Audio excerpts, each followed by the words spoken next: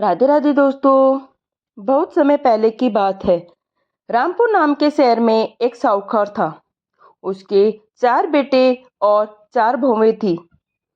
जो सबसे छोटी बहू थी वो बहुत ही बुद्धिमान थी और साहूकार को अपनी छोटी बहू पर बहुत भरोसा भी था। एक बार रामपुर का राजा किसी बात पर साहूकार से नाराज हो गया। उसने साहूकार और उसके पूरे परिवार को देश से निकालने की सजा दे दी और आदेश दिया कि वे देश छोड़ते समय वे अपने घर से कुछ भी लेकर नहीं जा सकते सिवाय अपने शरीर पर पहने वस्त्र और आभूषण के। साहूकार ऐसी आज्ञा सुनकर बहुत दुखी हुआ, पर राजा की आज्ञा मानने के अलावा उसके पास और कोई चारा नहीं था। चलते समय छोटी बहू ने राजा के सिपाहियों से पूछा, क्या वह रास्ते में खाने के लिए रोटियां बना सकती है? राजा के सिपाहियों को इस पर कोई एतराज नहीं था। सीता ने जब रोटियों के लिए आटा गूंदा तब आटे में 4 बहुत कीमती मणि छुपा दिए। फिर उस आटे की रोटियां बनाई और राजा के सिपाहियों को दिखाई। सिपाहियों ने रोटियां ले जाने दी।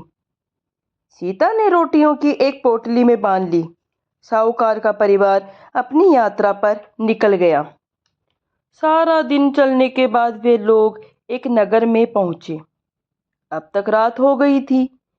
साहूकार के परिवार ने एक धर्मशाला में डेरा डाला और खा पीकर सो गए। सुबह साहूकार ने कहा, जो कुछ गहने हैं और सबके शरीर पर वह सब दे दो, जिससे उन्हें बेचकर कुछ खाने पीने का सामान और पहनने के लिए कपड़े आदि खरीदे जाए। छोटी बहू अपने ससुर से बोली, पिताजी, आपको गहने बेचने की कोई आवश्यकता नहीं है। ये मणि लीजिए और इसे बेचकर खाने पीने का सामान भी खरीद लीजिए और व्यापार भी शुरू कर दीजिए। सीता ने एक मणि अपने ससुर को देते हुए कहा। ससुर ने मणि ले ली और उसे बाजार की तरफ चला गया। ये बहुत कीमती मणि थी और इसका मूल्य तो कोई बड़ा जोरी ही दे सकता है। उसने ऐसा सोचा। वह मणि लेकर सबसे बड़े दुकान पर गया और उस मणि को दिखाई। मणि को देखते ही जोहरे की आंखों में चमक आ गई। अरे, ये इतनी कीमती मणि इसके पास कहाँ से? इसे तो मैं ही चुरा लूंगा। और उसने, वो जोरी जो था वो एक चोर भी था। उसने साहूकार की खूब आवभगत की, खूब उसको खिलाया पिलाया और बोला कि साहूकार से बोला, अरे तुम बैठो, मैं ये बहुत कीमती मणि है, इसलिए इसके तो सोने के जो सिक्के हैं मैं अपने घर से मंगवाता हूँ। उसने साहूकार से बोला और उसके सामने अपने नौकरों को घर पे सोने की मोहरें लाने के लिए भेज दिया और वो साहूकार को लेके दूसरे कमरे में चला गया। वहां पर एक कुर्सी रखी थी। कुर्सी कच्चे सूत से बुनी हुई थी और उस पर एक पतली गद्दी रखी थी। कुर्सी के नीचे एक तहखाना था और जब तक नौकर आता, आप इस कुर्सी पर बैठकर आराम कीजिए, ऐसा साहूकार को बोला जोरी ने। मैं आपके लिए शरबत, पानी और भिजवाता हूँ। जोरी साहूकार से बोला। साहूकार कुर्सी पर बैठ गया। उसके बोझ से कच्चे सूत के धागे टूट गए और वह तहखाने में गिर गया। जोरी ने जल्दी से तहखाने के मुंह पर एक बड़ा सा पत्थर रख दिया और बाहर निकल आया। मणि उसने अपने तिजोरी में रख दिया। उधर धर्मशाला में बैठा साहूकार का परिवार उसकी प्रतीक्षा करता रहा। जब सुबह तक साहूकार नहीं लौटा तो सीता को चिंता हुई। उसने दूसरा मणि निकालकर अपने पति को दी और बोली, आप ये मणि लेकर जाइए। यदि पिताजी से आपकी मुलाकात हो तो ये मणि वापस ले आइएगा, वरना इस मणि को बेचकर आप खाने पीने का सामान तो ले आइए। सीता का पति भी मणि लेकर बाजार की तरफ चल दिया। वह भी उसी जोरी की दुकान पर पहुंचा और उसके साथ भी जोरी ने वही किया जो उसके पिताजी के साथ किया। अब बाप बेटे दोनों तहखाने में कैद हो गए। जब सीता का पति भी सुबह तक नहीं लौटा तो सीता को बहुत चिंता हुई। अब मुझे खुद ही पता लगाना होगा कि इस नगर में मेरे ससुर जी और मेरे पति कहाँ गए। उसने अपने शरीर पर पहने हुए गहने लिए और बाजार की तरफ चल दी। वहां पहुंचकर सबसे पहले उसने अपने गहनों को बेचा और उससे खाने पीने का सामान और पहनने के लिए कपड़े लिए और अपने लिए सिपाही की कपड़े लिए। और धर्मशाला पहुंचकर उसने जो खाने पीने का सामान लिया था और कपड़े लिए थे, वो तो सबसे पहले उसने अपने परिवार को दिए और ये कहकर कि वह अपने ससुर को और अपने पति को ढूंढने की जा रही है और वह वहां से चल दी। उसने सिपाहियों का भेष बनाया और सीधे राज दरबार में पहुंची। उसने हाथ जोड़कर राजा से विनती की उसे अपने सिपाहियों में रख ले। राजा ने जब सुंदर युवक को देखा तो उसे तुरंत ही सिपाही की नौकरी दे दी। उसे महल के चारों ओर पहरा देने का काम मिला। कुछ दिनों से महल की पशुशाला में रोज रात को एक राक्षस आकर उत्पात मचाता था। वह रोज एक पशु को मारकर खा जाता था। उसके डर के मारे कोई सिपाही उधर पहरा देने के लिए राजी नहीं होता था। सीता ने राजा से पशुशाला में पहरा देने की आज्ञा मांगी। पहले तो राजा ने इतनी कम उम्र के नौजवान को मौत के मुंह में धकेलने से मना कर दिया, लेकिन सीता के बहुत बार कहने पर उसे भी आज्ञा दे दी। जंगल के रास्ते पर एक बहुत बड़ा पेड़ था। जब रात हुई तो सीता उस पेड़ पर चढ़कर बैठ गई। उसने छुरी से अपने बाएं हाथ की उंगली में घाव कर दिया, जिससे उसे घाव के दर्द से नींद न आई। फिर पेड़ पर बैठकर पहरा देने लगी। आधी रात के बाद उसे जंगल की तरफ से आहट सुनाई दी। उसने देखा कि जंगल से निकलकर एक बड़ा सा भैंसा सींग उठाए महल की चार दीवारी की तरफ दौड़ा चला आ रहा है। वह समझ गई यही राक्षस है। तो यही है वो राक्षस।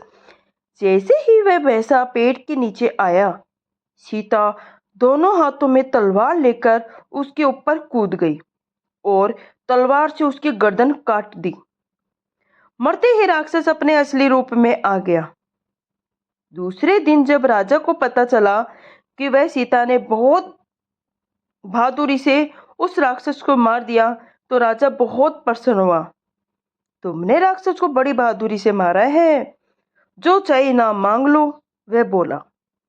महाराज, यदि आप प्रसन्न हैं तो मुझे नगर की रक्षा का भार दे दो और मुझे यह स्वतंत्रता दे कि जब चोर को ढूंढूं तो जो चाहे दंड दूं। राजा को इस नौजवान की बहादुरी और समझदारी पर पूरा भरोसा था। उन्होंने सीता को नगर का कोतवाल बना दिया। अब सीता अपने ससुर और पति की खोज में निकल गई। मेरे ससुर बहुत योग्य व्यापारी थे। वे उस कीमती मणि को लेकर जरूर शहर के सबसे बड़े जोरी के पास गए होंगे। उसने ऐसा सोचा। मैं भी सबसे पहले वहीं जाती हूँ। मुझे पूरा विश्वास है कि जोरी को जरूर मेरे पति और ससुर के बारे में मालूम होगा। सीता जोरी की दुकान पर पहुंची। जोरी ने नगर कोतवाल को अपनी दुकान पर देखा तो झटपट उसकी खातिरदारी में लग गया। आप हमारी दुकान पर पधारे। ओहो हो, मैं आपकी क्या सेवा करूं? उसने हाथ जोड़कर पूछा। हमारी राजकुमारी का शीघ्र विवाह होने वाला है और महाराज अपनी बेटी के लिए एक बहुत सुंदर मणि जड़ा घर बनवाना चाहते हैं। आप मुझे बढ़िया मीट मणि दिखाइए। सीता, जो कोतवाल के भेष में थी, बोली। जोरी ने उसे अनेक मणि दिखाए, परंतु सीता को एक भी मणि पसंद नहीं आया। ये सब आप क्या दिखा रहे हैं? कोई ऐसा मणि दिखाइए जो राजकुमारी के पद के अनुरूप हो। सीता बोली। अब जोरी ने तिजोरी खोली और उसके अंदर से वही मणि निकाला जो उसने साहूकार से धोखे से छीना था। उस मणि को देखते ही सीता पहचान गई। अरे, ये वही मणि है जो मैंने मेरे ससुर जी को बाजार में लेकर भेजा था। ओह! तो इसका मतलब इसी ने मेरे ससुर जी और मेरे पति को बेवकूफ़ बनाया है और इनसे छीना है। सिपाहियों, पकड़ लो इसे। ये कोई चोरी नहीं बल्कि एक बड़ा चोर है। सीता ने आज्ञा दी। जल्दी बताओ, जिस साहूकार से तुमने ये मणि छीनी है उसे कहाँ रखा है? मैं किसी साहूकार को नहीं जानता और ये मणि मेरा है। जोरी बोला। ठीक है, अगर तुम सच नहीं बोलते तो मैं तुम्हारा सिर अभी धड़ से अलग करता हूँ। मुझे महाराज ने पूरी छूट दी है, अपराधी को जो चाहे दंड दूं। इतना कहकर सीता ने तलवार निकाल ली। अब जोरी घबराने लगा। कोतवाल को सब पता है, उसने सोचा। वह दुकान के बाहर भागने लगा। सिपाहियों ने उसे पकड़ लिया और रस्सी से बांध दिया। सीता दुकान की तलाशी लेने लगी। दूसरे कमरे में उसे बड़ा सा पत्थर दिखाई दिया। उसने सिपाहियों से पत्थर हटाने के लिए कहा। पत्थर हटाया और तहखाने में साहूकार और उसका पति अधमरी हालत में पड़े थे। सीता सबको लेकर दरबार में पहुंची और राजा को सब कुछ बताया। मेरे नगर का सबसे बड़ा जौहरी चोर है। राजा के क्रोध का ठिकाना नहीं था। उसने फौरन उसे कारागार में डलवा दिया।